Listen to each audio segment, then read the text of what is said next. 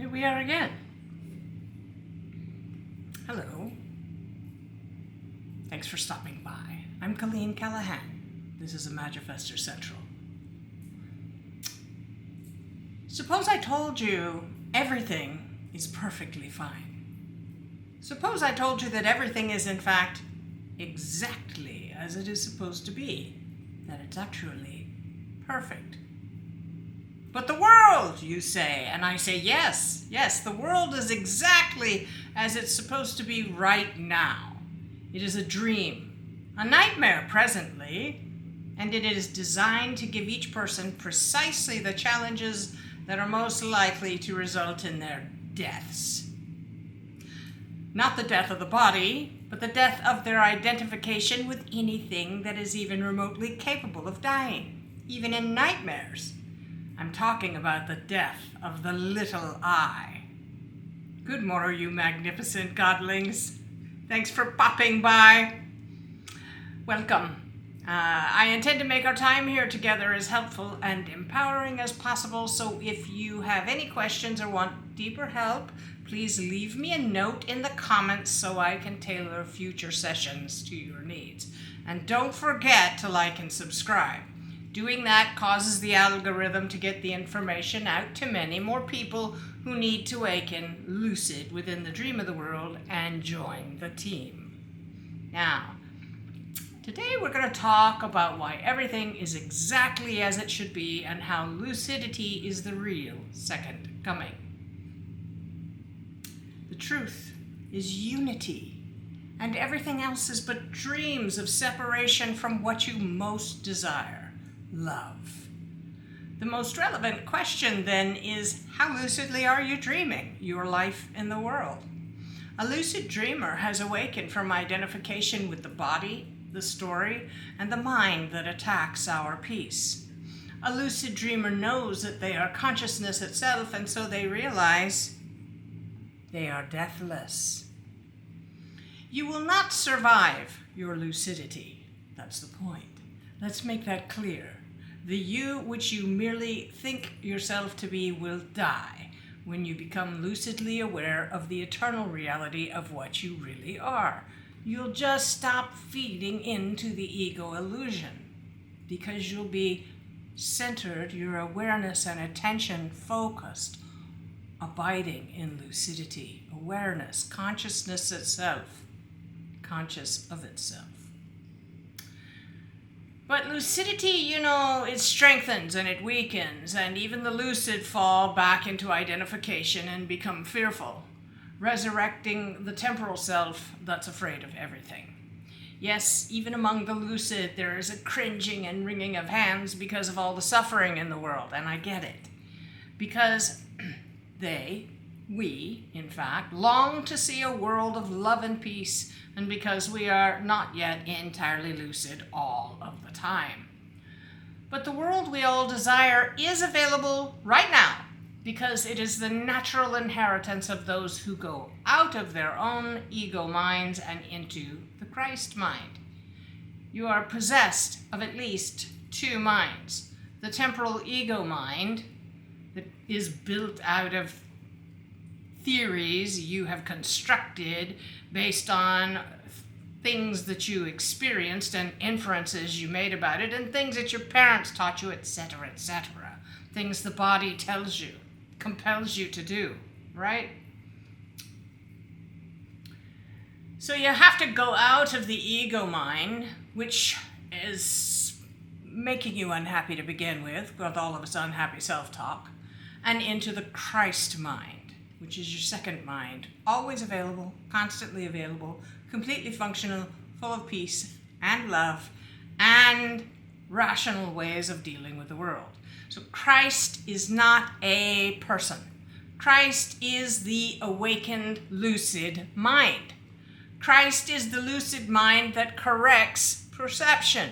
It is your right mind, the mind that sees love because that is what it extends, and so that is what it creates. The right mind sees without distortion because it sees through the lens of love, knowing the universe is also conscious and so it trusts that the universe is both loving and benevolent.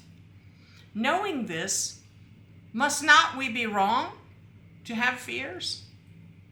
Can we not see, instead of unfairness that demands outrage and retribution, a world that is giving each soul precisely what they most need to waken, lucid within the dream of the world?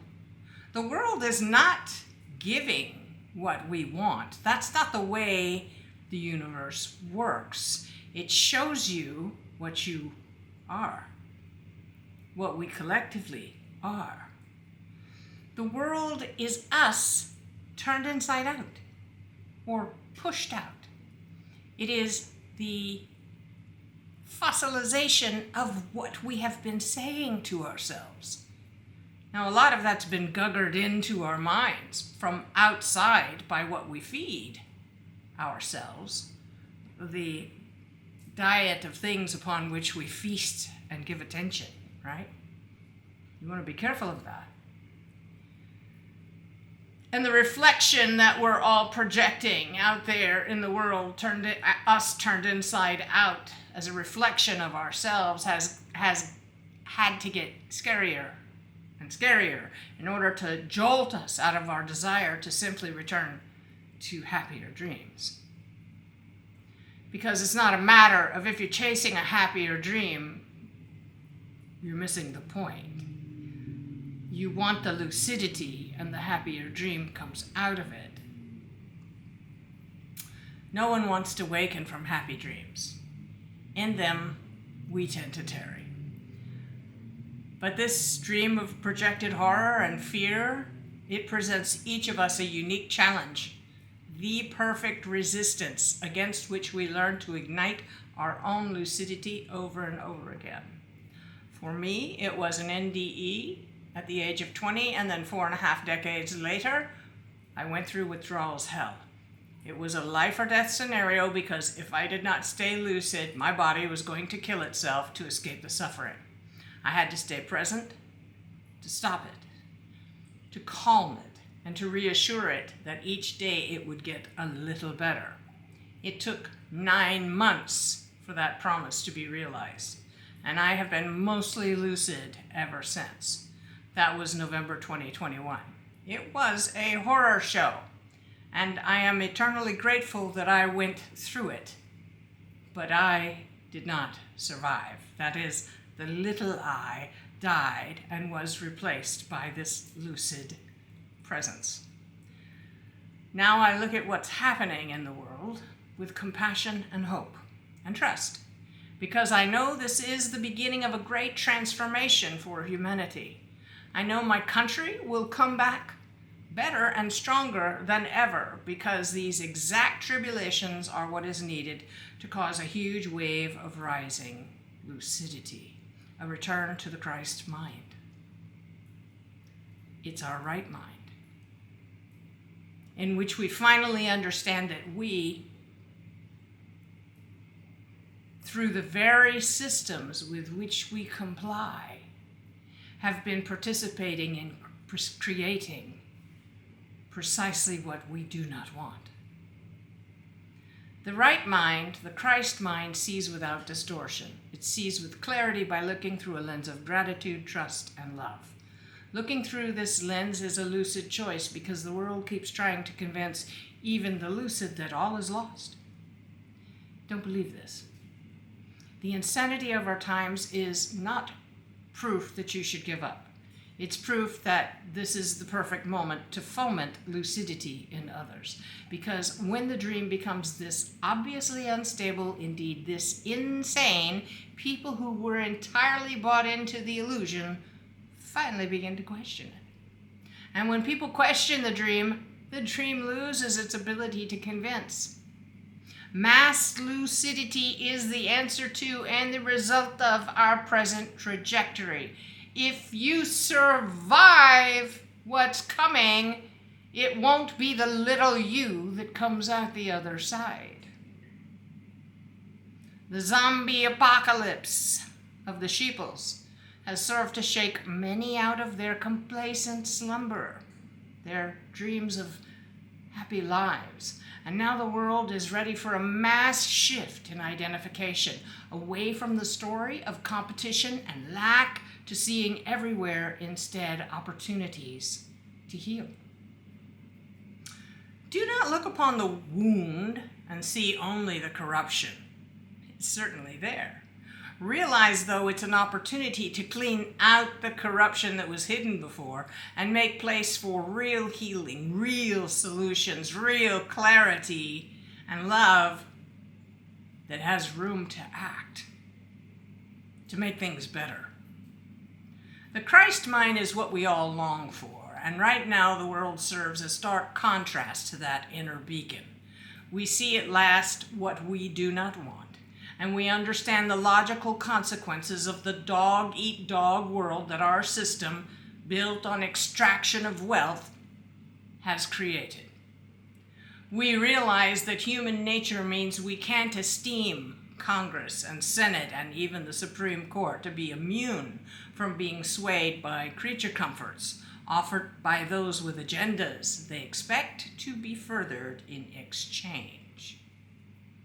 Nor can we rely on a system built to monetize our very lives and extract the wealth of our energy to actually protect our well-being or our rights. When we trust them with our health, they sell us pharmaceutical doom. When we trust them with the environment, they strip and pollute and monetize it for their own enrichment. What belongs to us all, they take for themselves, leaving us with their mess to clean up at the expense of our tax dollars. If we trust them to govern, they will surely enslave us. And they'll tell us it's for freedom while they're doing it.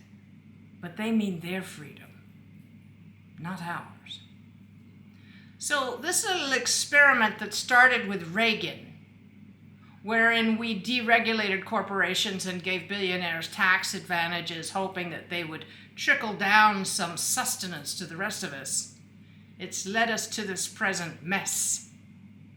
And it serves to teach us that what lives and profits by extraction will suck the lifeblood from everything it touches if we do not regulate it.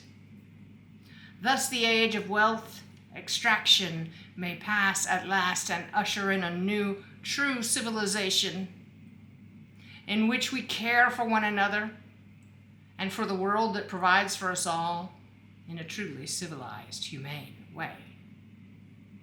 Mass lucidity to grok all of this is the fabled second coming of Christ, because Christ is our right mind, our corrected perception.